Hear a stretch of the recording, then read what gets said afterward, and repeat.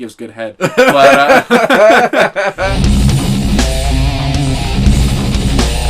I put them in my mouth at the same time, and I was like, this is like a monstrosity, but it is so delicious right now because I'm just starving.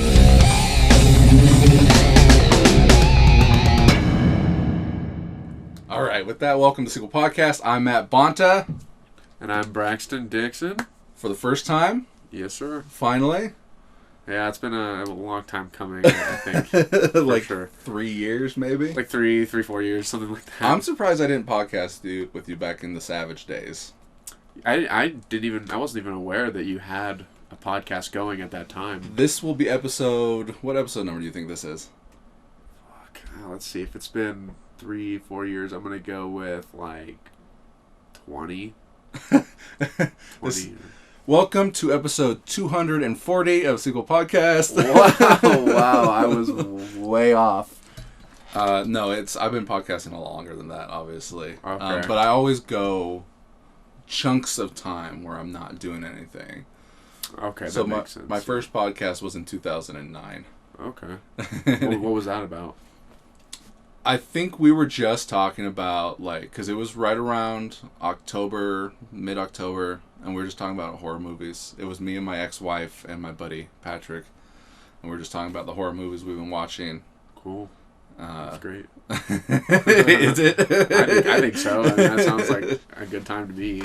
I try to keep them about movies, but really I just hanging out with friends. Like, sit down, let's hang out, let's chat, see what you're up to, any interesting stories, things like that. Like, how's your week been since we last talked to you? Usually I was doing them on a weekly basis with someone.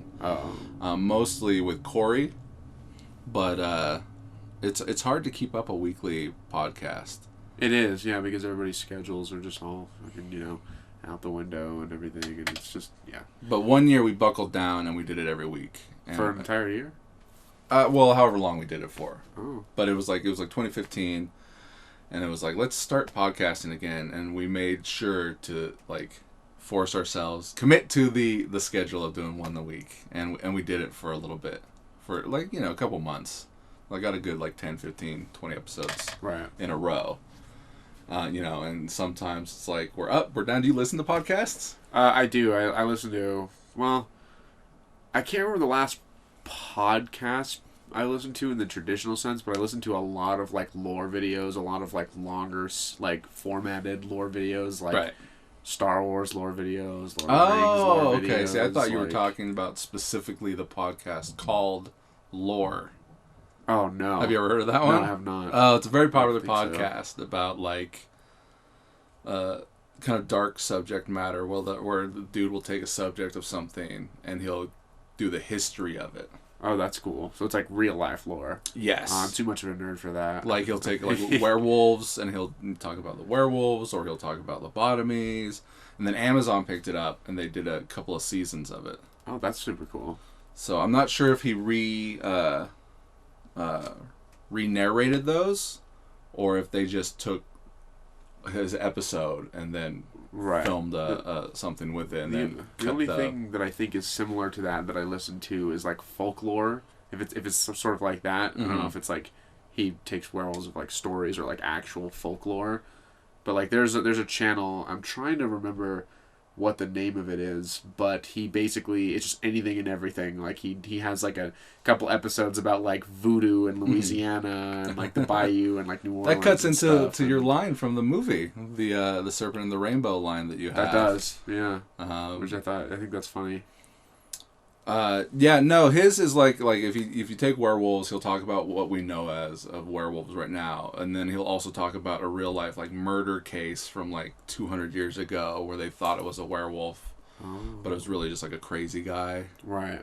One of these days it's gonna fucking be a werewolf. It'd be nice. That's really kind of a fucked up thing to say because werewolves kill people. It's but the guy's gonna be dead either way. So do we want it to be just some random guy with a freaking sack over his head, or do we want it to be a cool man that transforms into a beast under a full moon? Don't knock the sackhead killer, okay? Jason was a sackhead killer. He had one movie where he was a sackhead killer, and everyone forgets about it, I feel like.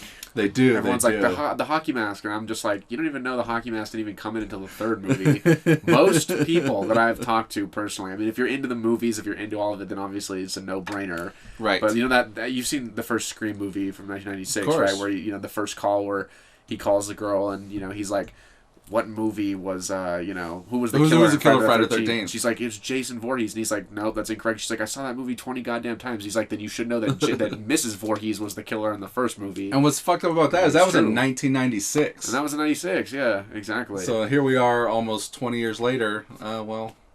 Almost 30 years later. Yeah. Fuck. Right. And they haven't made any real new Friday the 13th movies to where it's in the zeitgeist. Yeah, which is super weird because it's Friday the 13th, like everywhere you go, there's merch still. Like if you go to Hot Topic during that, it's the same, it's like hockey mask. But they have the hockey mask, which is so iconic, but there's also like the machete, which is like I would argue is like just as iconic, but maybe in second place, but then there's just so much like Friday the 13th merch if you go to Hot Topic, like just that like the movie poster of the very first movie of Friday the 13th, where it's like, oh shit, it used to be right there. It's like the trees and the moonlight, but it's like the outline, the silhouette of like the killer. This is the reference to it in my movie, right? And like you can get that on T-shirts and on on freaking anything that you want to, right? But that's not Jason. But that's not Jason, and so it's like they haven't made a Friday the 13th movie that has been actually like a good film since like I would say the 80s or something. Since like to me personally, it depends on taste. Yes, I think so for me personally, I really like the first one or the first two. They're good, but Friday the 13th Part 3 in my opinion is probably in my opinion, it's the best horror movie ever made is Friday the 13th Part 3 for me.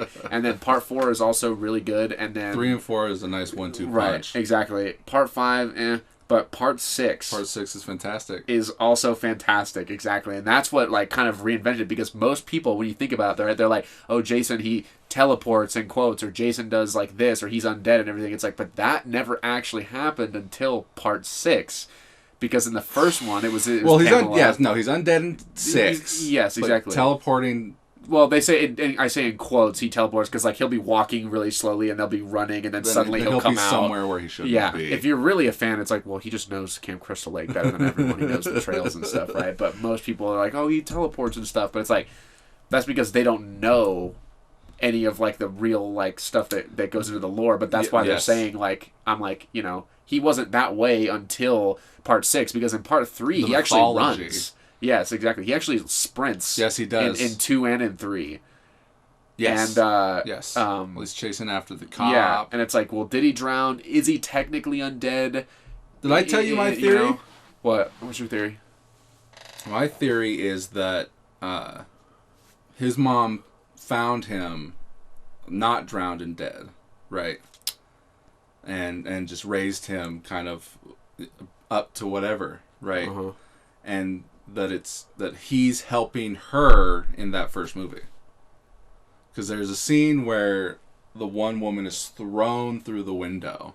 Right, and it's like, would Pamela Voorhees really be able to do that? Yeah, would she have the strength to do that? I'm thinking, like, it's not like it's canon anywhere, but but it's headcanon. Why not? Yeah, well, I have you heard? That's actually a really good theory. I haven't ever really thought of that. Well, they never found his body. Right. So it's not like they found a dead body and they buried it and he like came back to life. Right. And he comes back in Part 2 as a grown man. Right, and he's human. And dead children do not grow. They're done living, so they're not going to grow up and mature. Right. So, go ahead. Right. And then, but it's also like he was just there for a fact that, like, in the actual canon, he did see Pamela Voorhees get decapitated. I believe, right? Not necessarily. No? No. Because he has her severed head. There's nothing that proves that he did. It's just that Paul, when he's telling the campers the story, right, he says that, Jason saw his mother get decapitated that night. Right. But we don't, there's no footage, other than in the remake in 2009, do we see a little Jason right. watching his mom get alternate timeline? That's a whole other thing.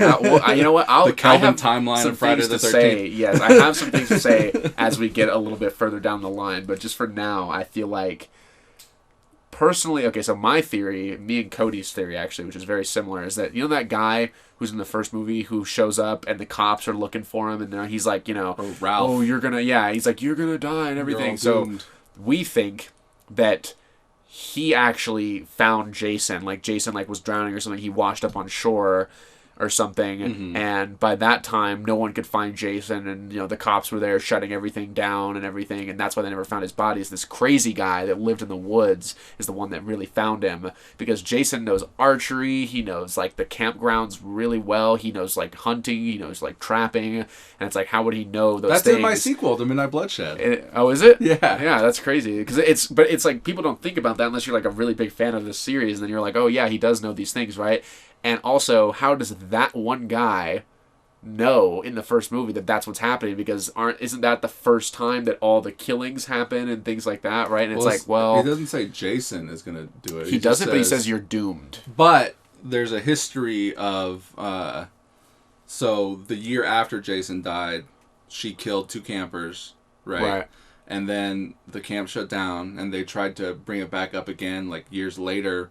But the water was poisoned, which is inferred that she poisoned the water to prevent it from opening. So, they say, after that, they're like, is this place cursed? Because they never found the original murderer. Right. And so on and so forth. That's true. That is very true. It's just... And I think that actually holds a lot of water. I think, for me, it's a little bit more of well, how... Because I don't know if Pamela Voorhees could really train Jason and all those things hunting and trapping, but then it's at the same time it's just well, why not though? She's had so many years, and it's well, maybe that's why she wanted the camp to be shut down, because she was really raising Jason in that area the entire time. I mean, also maybe her mind interesting. Snapped. I think it did, yeah, definitely. Unless he didn't die, right? Which is something that is prevalent in both our theories, which I think makes the most sense, because in Friday the 13th, Part 2, right, he comes back, and he clearly, I personally believe that he saw Pamela get decapitated, because he finds the girl that did it at the beginning of the second movie. Right. And it's well, how would he know exactly who did it, right? Because a lot of the time Jason is portrayed as... We've got to be a little blurry on that, because she leaves and comes back. And that's all in her dialogue to her mother on the phone. That is true. So I think that's why I think it's left open a little bit, so you can kind of theorize and play around with it, which is why these movies are so fun a lot of the time. Right. I think it's very interesting because what we need it to be. Exactly, but I think it's very interesting because he clearly knows that it's her. So a lot of the time, right, Jason is portrayed as someone that he's just a mindless killing machine, kind of like Doomsday from DC, right? It was just a monster, only Superman can stop him. He's the shark from Jaws. Yes, exactly. Unless it's Doomsday from the Justice League animated show, but that's a different story. But but for me, I'm well, he's not really portrayed that way until Part 6, because in Parts 2 and 3 and 4, he knows what he's doing. Right. He's actively presumably human. Right, exactly. He's presumably human and alive to me, because at the end, she puts the machete into his shoulder, and he doesn't heal from it. He's still wounded in the third movie, and in fact, he literally goes at the very beginning of the third movie. He literally removes the machete and goes, and he's literally creeping around a neighboring couple's home and shop, and he's taking their clothes and everything, and then he changes out of the overalls. He changes out of the overalls because he's trying to why would he do that if he's just a mindless killing machine? You know what I mean? It doesn't matter to him, right? And then he takes the hockey mask. Right, from Shelley. From Shelley, after he, fucking does the cool-ass, 3D shot where he sends the harpoon into his eye, which is all-time classic. And he takes it, right? And it's because he knows what he looks like. He knows that he's a freak, and that's partially why he's doing this, and he takes the mask. He's a freak. It's true, though, because in the second movie, he's wearing the bag. Yes. And it's why, And so he takes the hockey mask because he's actively evolving. So even though Jason never has any lines, even though he's a character in these movies just as much as anyone else, and he evolves, and that's why it's so fun watching him in those earlier movies and he becomes more and more inventive with the way that he kills because he has to. Right. But then he really does die from something that would kill him, because in the second movie it's the machete in the shoulder. In the third movie, she like kind of it's the axe in the head, but then it's like, well, how far in does it really go, because the hockey mask is there and maybe it's protecting him, and then people are like, well, he got hung, and I'm like, well, did he though? Because like, you know, it's possible that maybe he didn't, and this is a horror universe, right? So he's clearly superhuman. Yes. But for the most part, he is human. He can just do more than a normal person can for whatever reason, right? And then he gets a machete into the head, and then he dies. Right. And he's actually dead in part 5 because it's the copycat killer. Yep. And who's avenging, I believe, his son. Yep.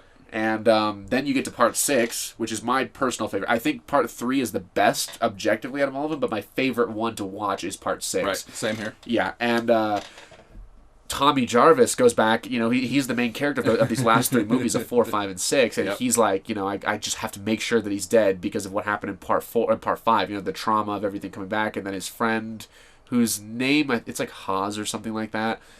I'm not sure. And he's like, I just have to make sure he's dead, and that's when he goes, and Jason is literally a rotting corpse in the grave, and it's not until he has trauma and breaks the thing off and starts stabbing him. And it's funny because the lightning strikes. Spike. Yeah, the lightning strikes, and then nothing happens. And then lightning strikes a second time, and then it reanimates Jason's corpse. And then from then on, it's Frankenstein Jason. From part 6 all the way up until Jason X, which is funny because that's actually only 4 movies when you think about it. That Jason is the classic.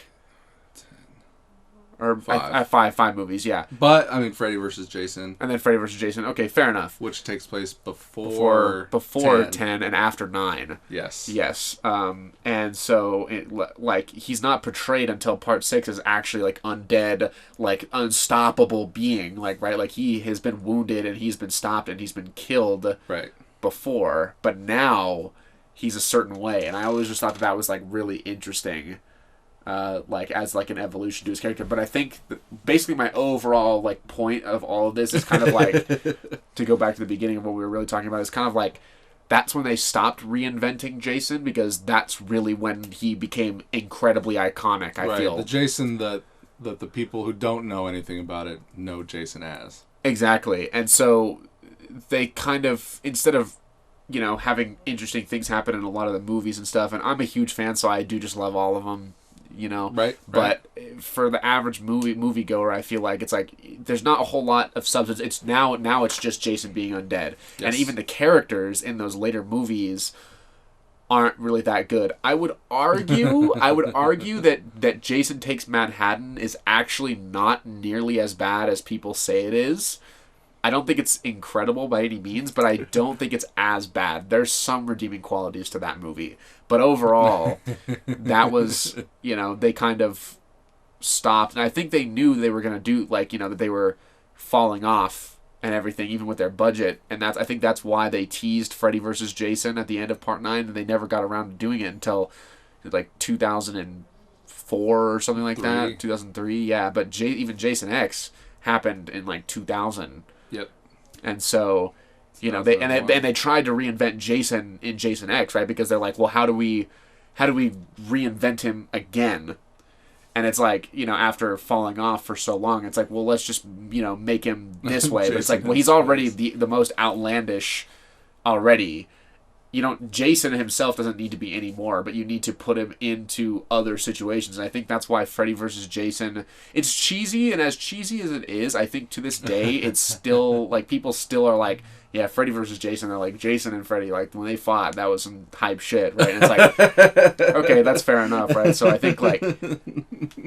think their issue is that they keep thinking, how do we make Jason evolve? Instead of saying, this is Jason's ultimate form, how do we give stakes to the story without having Jason evolve more. Right. And Freddy vs. Jason was cheesy, but it was hype, and I think it still is to this day a little bit more hype than people give it credit for.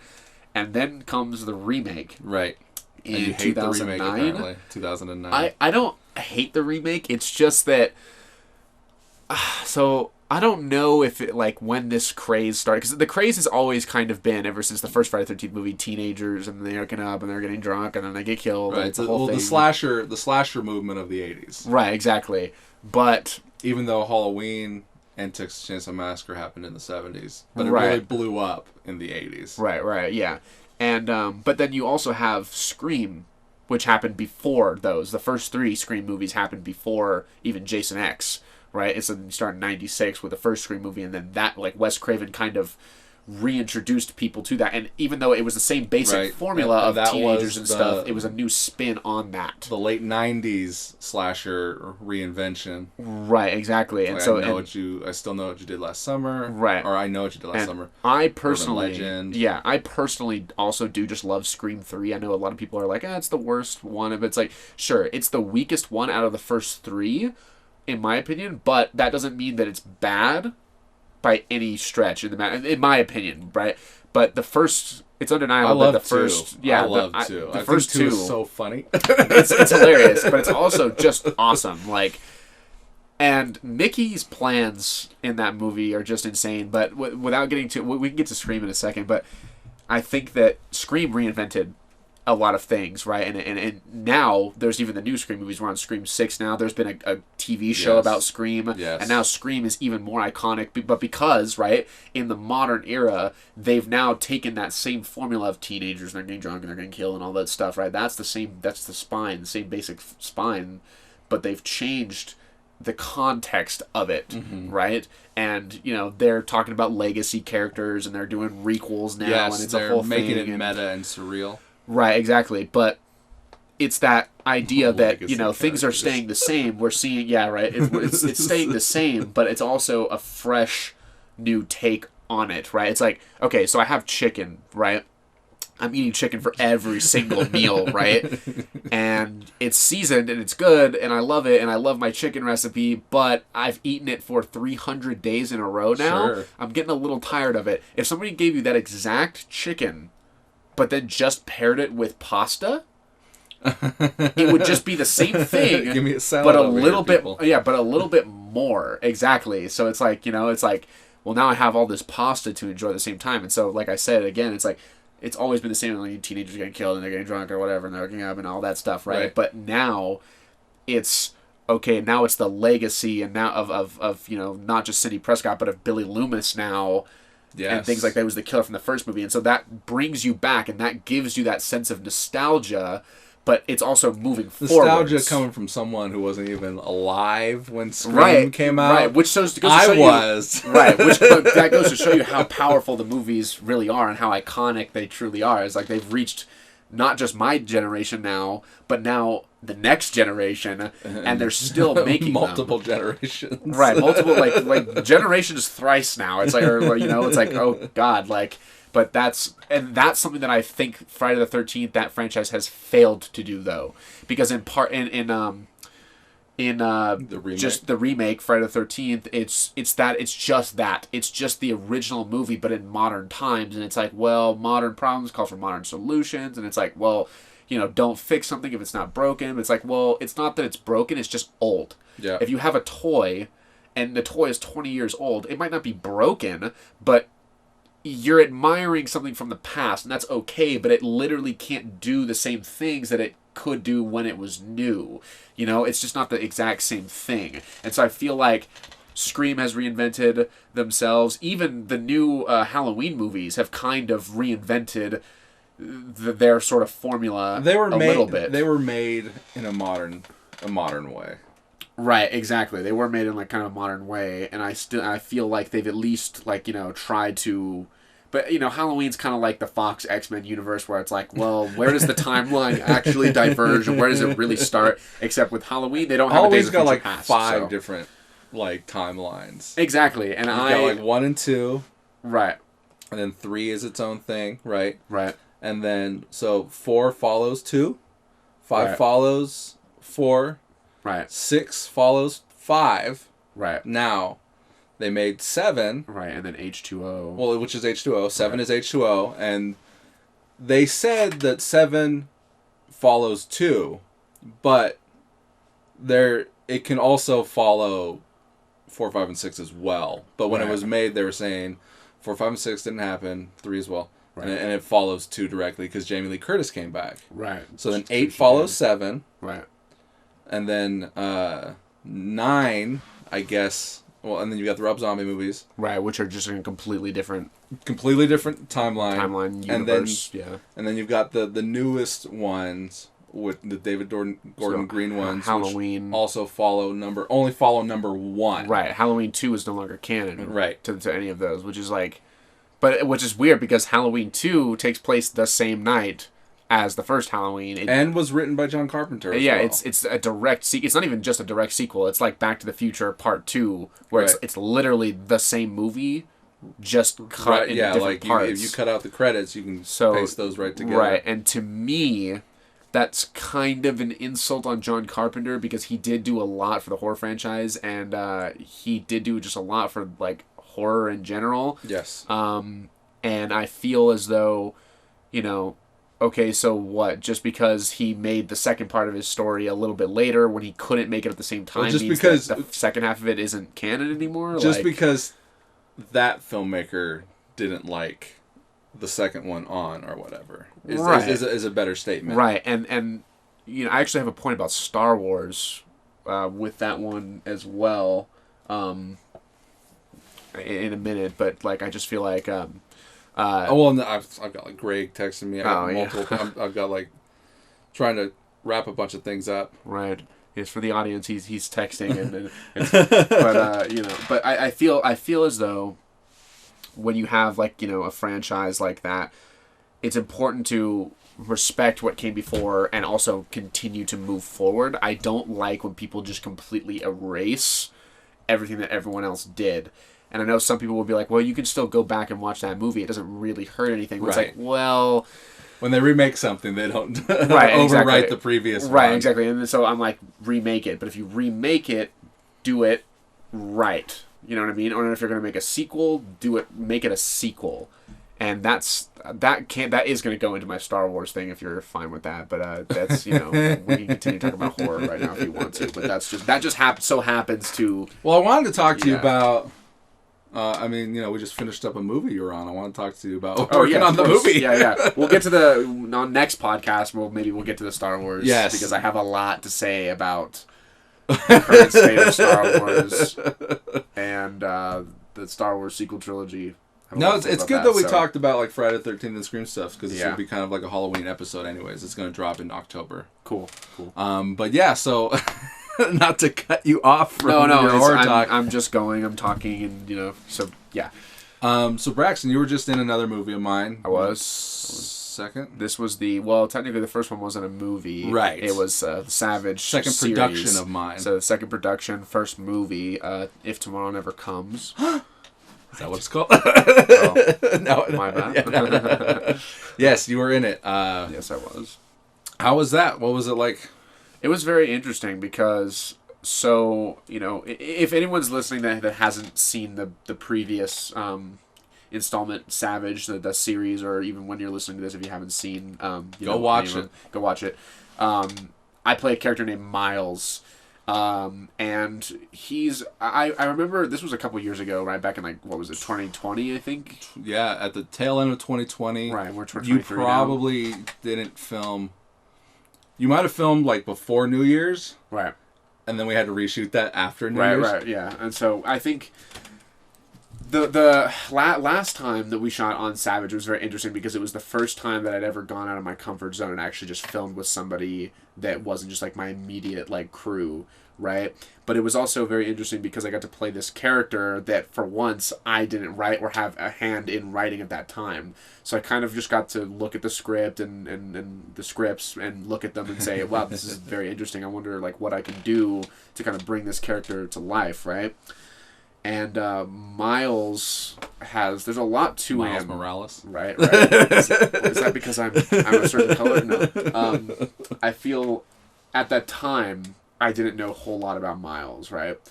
And so I was trying to bring him to life and everything, and then, we shot the project, and it was good and everything, but then, obviously, I took, a hiatus from just, literally everyone, for the most part, for quite a while. And finally we got back in touch, and you offered me the part in the script. And you said, hey, Miles has, there's more to his story. And I was like, let's bring Miles back. Right, I was like, okay. So, when we first went and did that script reading and everything, I thought the script was really good, but I was looking at Miles, and I was like, there's a lot more that I feel I can do with this character that I wasn't able to do the last time, and that was what was exciting for me.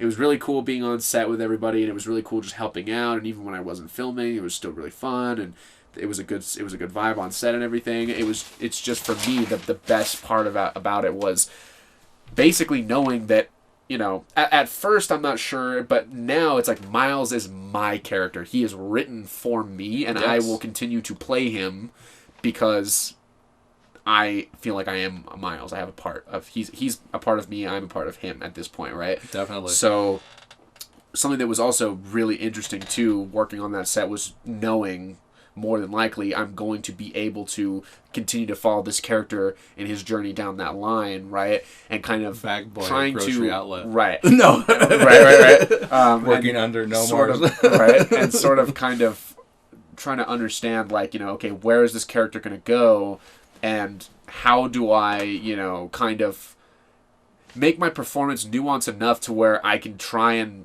make people understand that there's still more to learn, but also where's this character been since I played him last time, because you've done other projects and stuff, and it's well, I've written other scripts. Right. That Miles is in. In fact, that one right there, which you should take with you. So underneath that shit right there. Up, right there, yeah. That can come down. That doesn't need to go back up. But yes. So, that's fine. You're good. Perfect. Everything sucks. Everything sucks is where Miles gets his vest. Okay. His prospect vest. And that is before If Tomorrow Never Comes. So Miles is just the tech guy, the IT dude that they go to for the motorcycle club in Savage. And then in If Tomorrow Never Comes, he is a prospect. Exactly. There's all these like things, right? Because I consider this to be canon. I'm sure you consider Everything Sucks to be canon. Even though we haven't made that project. Even though we haven't made it. It's a story, and it's a part of the continuity that's happened within this universe, right? And so, it's also like, for me, especially since I even haven't read the script yet, or even if I had read the script and other people haven't seen it, it's like, where has Miles been? What has he been through, right?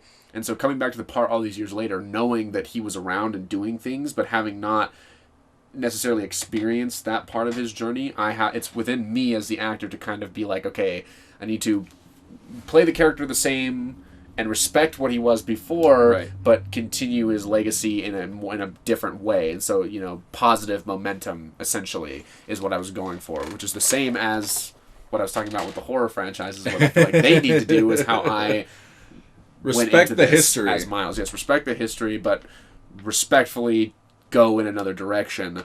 Or if you're going in the same direction, just, maybe mix it up or so. You know what I mean? It's like, that's for me. So it was a very interesting experience being on set and kind of putting myself into that. That reminds me of something. So the horror movie anthology, which we talked about not on the podcast, I wrote something in there to explain why Miles isn't wearing his glasses in If Tomorrow Never Comes for those scenes that we shot. Really? Yes. Okay. So when Gage is there, I forget what he does, but Miles is like, oh, we should get like a selfie together, right? And you go to take your glasses off, and he's like, what the fuck are you doing? You're like, oh, I take my glasses off when I take selfies.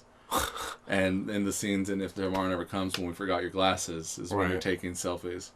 Oh, yeah. So maybe you just have them in your vest, and after they capture you, they give you your glasses or whatever, you snag them. Right, that's good, yeah. But I mean, that does nothing for the movie that we're, know. But I did write that to fix that. It's in the continuity. Well, now if you're listening to the podcast, then you know.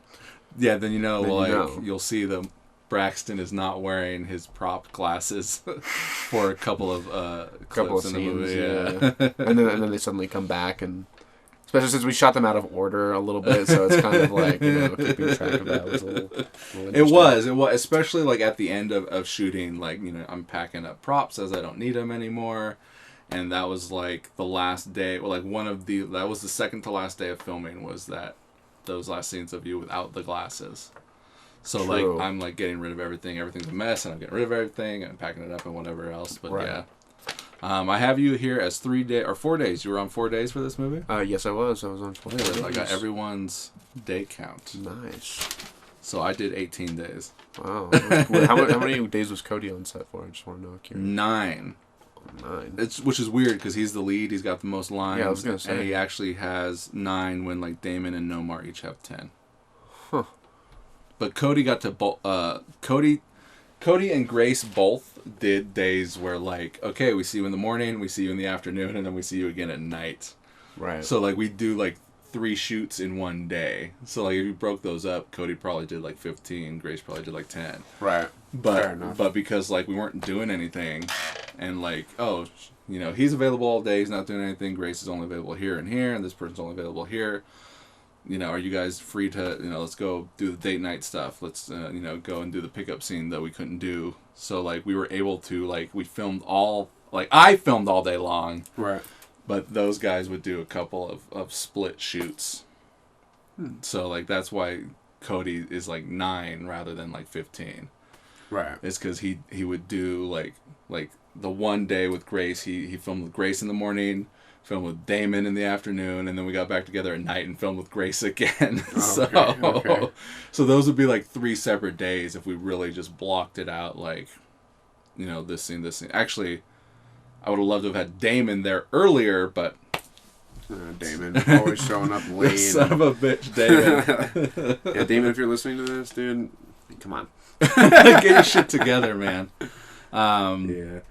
So, how was it working with everybody? So that day one, your first day was up over here at Becky's house when we shot your interrogation scene. That was the first day. That was the first scene that I shot. Yeah. It wasn't like the first time that you had met like Damon or Nomar or anything like that, but it was your first time working with them. How was it working with like Damon? It was good. He's so fucking nice. Like he actually is just like really fucking nice. Like he like he's kind of like a jokester for sure, and like but he actually is. He's like a big bodybuilder dude, though. Right, he's like a big bodybuilder picture, dude. Right, he played Jason in Midnight Bloodshed. Right, and he's a big bodybuilder dude, but then he's also just not like an ass about it either. Like he's just like, I work out, and this is just like what I like to do. And you're like, okay, cool. A lot of people that I know that are like that are just like fucking like, my muscles, dude. You could never never even match up to me. Do you even lift, anything. bro? Yeah, I'm like, do you even lift? I'm like, that's cool. Like you could have like a degree in computer science, and he'd be like, this is really cool. I can literally like hack into the government's firewall or something. And he's just like,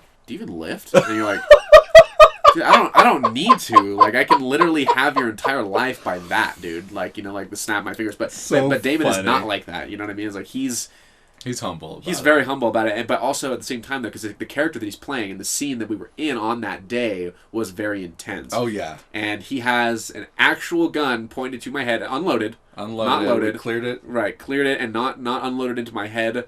Just unloaded normally, but it was a real gun, and he didn't tell me it was going to be a real gun until literally like 2 minutes before we shot that scene. He's like, by the way, this is a real gun. Look, you see this? It's cleared. And I was like, oh, okay. I guess this is just add to the scene now. I'm kind of getting a little antsy, and then he's like, all right. You're like, okay, action. And he's like, I can't remember the line, but something along the lines of his intensity is like, I will fucking spray your brains out right now, motherfucker. And then it's like, cut. And he's like, is that okay? Oh my God, are you all right? And I'm like, I'm fine. I'll turn your head into a brain slushy. Yes, he's like, I will turn your head into a brain slushy right now, motherfucker. And I was like, oh my God. Yeah, and then bitch. It's like, cut. And he's like, was that okay? Was that energy all right? And I was like, I mean, yeah. It's like, that's great. It's like, it's such a complete, turnaround. So it's like, he was very nice, right? And then Nomar. Right. For that scene, he was running sound. He was running sound. He was running sound. We shot. Hold on, we'll get there. Right. So that was your day one, was working with Cody and Damon, acting wise in that interrogation scene. Yes, that was cool. Right. And I was working with Cody. I mean, you've worked with Cody before. I worked with Cody before. We've been freaking partners and. But you've done like a while, like comedy stuff though before. I've done comedy stuff with him. This is your first time working as like a serious. Yes. Well, so. For those of you that don't know, you know this, but for some of you that don't know this, right? I have it's like a Nightwing fan film that we did. Oh, that's right. I forgot about Cody. That. And you are serious in that one. I was serious, but I was Black Mask. I only had one line, like a couple lines of dialogue with Cody, but I was the fight coordinator on that.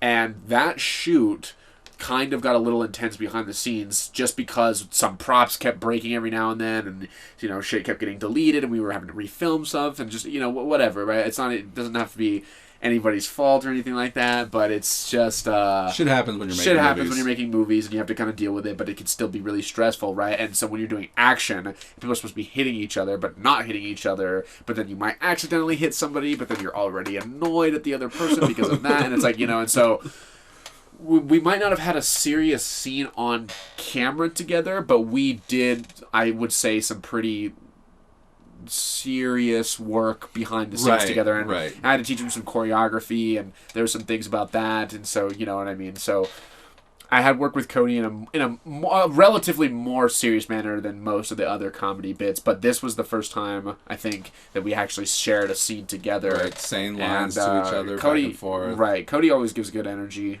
on sets. Like, if anyone can say anything about his performances, is that he gives really good energy. Like, he gives good. Yes. I'm just gonna find you saying head somewhere and cut that into that. Oh, well, I'll just say it for you right now. Cody gives good head, but no editing required on that one, buddy. But that's the clip for the beginning of this podcast now. Good. Yeah, Cody gives excellent head, and he just. But let me look at the time count on that so I can find it. 40 minutes in. Right. Yeah. And but he anything that he does, pretty much you give him a script, or even if you don't give him a script, if you give him improv or whatever, anything that the scene requires, he will bring that performance, and you will bring it out of him. You should have seen him when we had him working with Rico, dude. Rico was a fucking madman. That's awesome. Filming, both him and Damon. Dude, and all three of them, that's a trio. Well, it's just Rico's like a professional actor, right? Voice actor, and he's been doing it for years, and like he almost basically threw out the script and was just making shit up. And both Cody and Damon, relatively rooks, especially Damon, right? And they're just kind of saying the lines as it's written on the page. Right. And Rico is saying like the funniest fucking shit. I'll show you a little bit before you have to go. But like everyone's trying not to laugh because he's so funny. But that's funny. In character, right? Intense asshole boss guy. And he's talking to Damon and Cody like, I know you guys have been on set, last 2 months. You guys are, where you need to be. And this is my first day. Like, where are your guys' character? Like, getting really into, like, the behind, everything all with both those two dudes, right? Like, bringing shit out of them. Like, and he got, Cody amped up a little bit. Got Damon amped up a little bit. Like, it was really fun and cool to see those guys work together. That's good. Yeah. That's good. I feel to add to what you were saying, right? About Exactly. Cody just now. Yeah, and that was pretty much my whole point about Cody, right? And then everyone else was super nice. Obviously. And then you ran sound. I for did the following scene that we filmed that day. Right. Yes, I did. I did run sound, and that was fun. You haven't seen the gag reel. You weren't here at the party to see the gag reel. No. Oh man, you fucked up. Yeah, no, I did. I couldn't make that. I forgot. I keep forgetting there's a gag reel that not everyone has seen. Yeah, there's a gag reel. Awesome. I'll have to watch that at some point then. Oh man. Okay, and then the next day, what would have been the next day? That I think it was when you came out to do. Yeah, when you just came out for the fight scene. You kind of hung out. Oh yeah. Because you got there a little late. Right. But you hit the slate a couple of times. I hit the slate a couple of times. You hung out with Damon behind. I bullshitted with Damon. We swapped stories about women behind the scenes. So romantic liaisons. Right. Funny enough, he played Jason in Midnight Bloodshed, and he's a lady killer in real life as well. Oh snap! So emotionally and physically a lady killer. Exactly. So be warned about that, ladies. Yeah, Damon, blowing up Damon's spot. Right. I'm blowing him up, but I'm hyping him up at the same time. It's like What more could you want? That's right. But I bullshitted with Damon behind the scenes, and then I kind of bullshitted with everybody else a little bit. And you got to see the fight stuff. And I got to see the fight stuff and stuff like that, and that was really cool. Some of the stunts that they were doing was really interesting too. Yes. And then there were snacks. There were snacks. There were chips. Melted gummy bears. Yes, but there were also Oreo. Oh, the cakes. Yes. Which are fire. And there was also, I ate like fucking 4 bags of chips because I had just, I can't remember where I was. I was either at my gym right before that, or like I was a photo shoot or a commercial else. or something. That might have been another day. Might have been like another day or something like that. But yeah, I can't remember what I was doing that day. But I was starving. You usually do gym stuff on Friday, right? Yeah, and that's what. Yeah, so and I was starving. afterwards, but I didn't stop to get food because I immediately went from what I was doing to the set. And so then I was like, you were like, there is just snacks. And I was like, fucking, like, I opened the chips, eat the cakesters. I put like, I had like an Oreo cakester and I had like a handful of like Cheetos and I put them in my mouth at the same time. And I was like, this is like a monstrosity, but it is so delicious right now because I'm just starving. Like, you were also there for the creation of one of Cody's fight scene that we were discussing. Do you remember what we're talking about? I was, and you told me what the thing was behind the scenes. You haven't seen it, have you? I've not seen it yet, but I've heard about it. Like, you didn't see the prop at all. No, but I heard about it, and I know that's when you were like, God, I would just love to do something like this. And I was like, please. And please do something like that because that is hilarious. And then you actually did it, and I was very happy when I heard about the fact that actually came into reality. We'll see how that goes over in front of an audience. We'll see. Oh, fuck. See, here I go again. And then your third day would have been at the biker shop, and that's when you actually did work with Nomar and Megan both. Right, I worked so with. Tell me about that really quick. With Boykins as well, Brandon Boykins, but yeah. So I worked with them that day, and Nomar gives also really good energy. He's kind of like Cody in that sense, but it's like I don't even know how to describe it. It's like their performances are very similar, but like, and this is in no way like shade or anything like that. Nomar's performance is a little bit more like controlled, whereas Cody's is a little bit more like I don't even know the word that I'm looking for here, like chaotic and sporadic. But it's meant to be that way. But because both their performances, both their performances are focused. Like they both know what they want to do, and they're both giving energy. They're just doing it in a little bit of two different ways. Yes. So like, Cody was giving like really, really good energy that day, but it was like that chaotic type of energy, but like not towards me in that scene. Mm-hmm. It was mostly because in that scene, the first day, he was the one who was trying to save my ass, right? Whereas when I was acting with Nomar, he was, throwing me up against the wall, and he was like, talk and all this, and his performance I was telling you about that. You do a thing in there that I really, really love. And I want to see it because I want to know what you're talking about. Yeah. And so, he's doing that, and so his performance is directed towards me. So I fed off of the energy a little bit differently. And that was really interesting. Like I really liked that scene. And then Megan, right? Yes. Yes. She was great. She was funny behind the scenes, like low key. Like I never get to bullshit with anybody. Like once you guys are done, I know you're always busy at the next doing scene with shit. other people. And you guys get to hang out. Well, and get to know at one each point other. it was just she was I can't even remember what she was doing, but she was doing something like really funny. And like I think it was her that had the water bottle. She was like, I can down an entire water bottle in like fucking 2 seconds, and we were like, bet, and she did it. Really? I'm pretty sure that was her. Maybe I'm mistaken. If Megan, if you're listening to this and it wasn't you, sorry, but I think it was. And she like did it, and she like downed an entire water bottle in literally like 2 seconds flat. And I was like, that is probably her. Insane. Because like I've seen people like just open up their throat and just down water, but not that quickly. Like she literally became like a vacuum. Like you know what? It was crazy. I bet you it was because there was another day on set when we went up to Fernley, and I'm not drinking water, and I'm expending, I'm dehydrating while we're working. I, grab a water bottle, and I just fucking chug it. And Nomar said, oh, you're going to drink that like Megan, or something like that. So it probably was I think her. It was, which is a very crazy skill to have. I'm like, where'd you develop that one? No, I'm just... No shade thrown. No shade thrown, but a light cast over it. That's what I'm doing right now. No, it's the opposite of shade. I'm like, where'd you learn to do that? She was really funny behind the scenes, and then there was Brandon Boykins, who was also there, and then Corey. Yes. And we were... And you hadn't seen Corey since. I know. Savage. Right, exactly. And I was like, Corey, how you doing? And then, we started bullshitting about some pretty unreputable things that I will not say on the podcast. You guys know what I'm talking about. If you're listening, you know what I'm saying. But and so that was just hilarious. I thought that was just the funniest.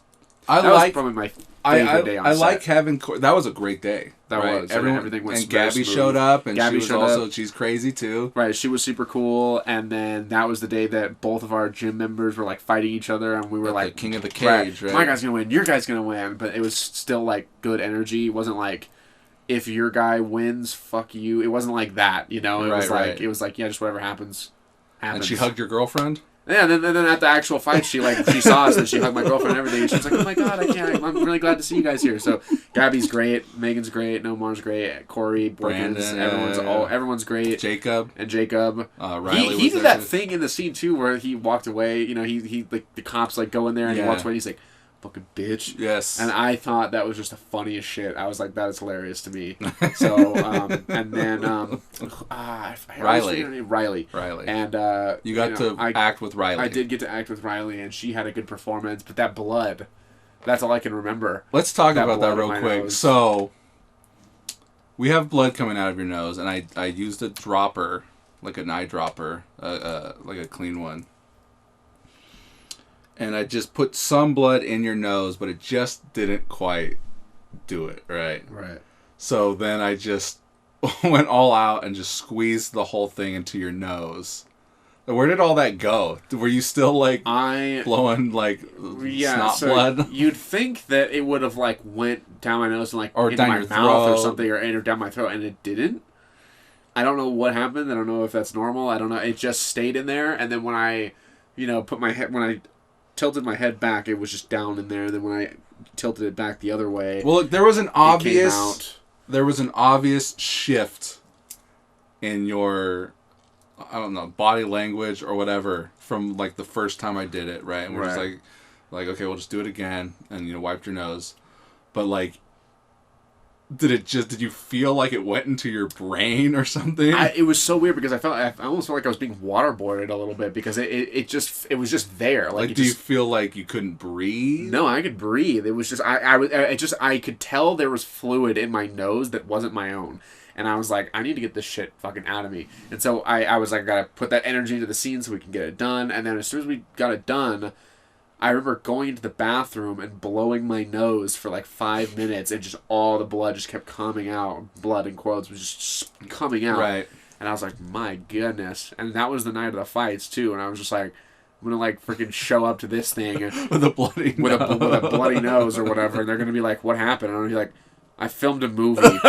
And, and they're gonna be like, what kind of film? And I'm like, don't even ask. You wouldn't, it's like, you guys will see. You'll see soon enough. That was funny. But that was a good day. Everything went like pretty smooth. It was fun. It was a lot of fun having all you guys there. I wish I had more days like that. And I was gonna say, like, I always feel bad because Corey wasn't really in this movie, and like he's got a good energy to socialize with people and keep their energy up. And that was like one of the only times he was there for Cody's fight scene and Damon's fight scene and Boykins' fight scene. Nice. And so like he was there to keep that energy up. And then I've got you, I guess then after that your last day would have been the chase scene downtown. Yeah, and that was very interesting too because like a part of you is like, I wonder what people are thinking right now. But like, I don't give a shit what people think. But it's just in the back of my mind of like, I just wonder what they think this is. Mm-hmm. Like, do they think I'm actually being chased, or do they think that I'm shooting some sort of a porno where the guy's trying to get after me or something? You know what I mean? Because like, people look at you. People look at you like that, like on the street. Like, you could be doing literally anything, and they'll be like, huh? Like, they will give you like the weirdest look, right? But then when you're like, when there's a camera involved, people are always just like, I don't know what it is, but I swear to you, people are always just like, porn. Yeah, no, it's gotta be. Greg hates that. I hate that shit too. But when we were running down that alley, there was some dude up on like his balcony or whatever. Yeah, he was looking down. He was watching. He seemed like he was like enjoying. Really? What he said. That's what it looked like to me. Like he was kind of just like really like curious. I just saw from the corner of my eye. I didn't want to make eye contact and deal with somebody, so I was just like, let's just chug through this. So yeah. Yeah, he looked like he was kind of just like, oh, what's going on down there, And then there was a lot of running that day, and that was cool. But what I liked about that was kind of coming up with the chase scene on that day. Mm-hmm. Was like, like, where are we going to go? What are we going to do? How can we make this look as good as possible? And then I injected some of the comedy in there where I was like, what if I run up to the door and it's like, it just says, it just says closed. And then, I'm just like, that's fun. That's all in there. It's still good. Yeah. I love that. That was the part of that day that I really liked, was like, well, kind of being able to put my imagination into it and being like, well, what would I do if I was actually running away from somebody right here? So that was a good day. That was a good day too. But my favorite day on set still remains day 3. The shop. The shop. The shop for sure. The shop's always fun, especially like Man, we could have started early too. Just Corey told me like we had to start late, and it fucking killed me. Right. But like we were there, and like I didn't even realize like this stuff is in the car outside. We totally could have started early and had a little bit more time than we did. I forgot the handcuffs. I did my best with that footage. Yeah. I also did my best with the performance of that as well. I was like, how can I make this look like I'm handcuffed when I'm like really not? You know? I mean, and it's not even a matter, and you're at a disadvantage because you don't know what the camera is seeing. Right. And the camera is basically seeing everything. Right. So no matter how hard you try to pretend to be in handcuffs, the camera can see that you are not in handcuffs. Right.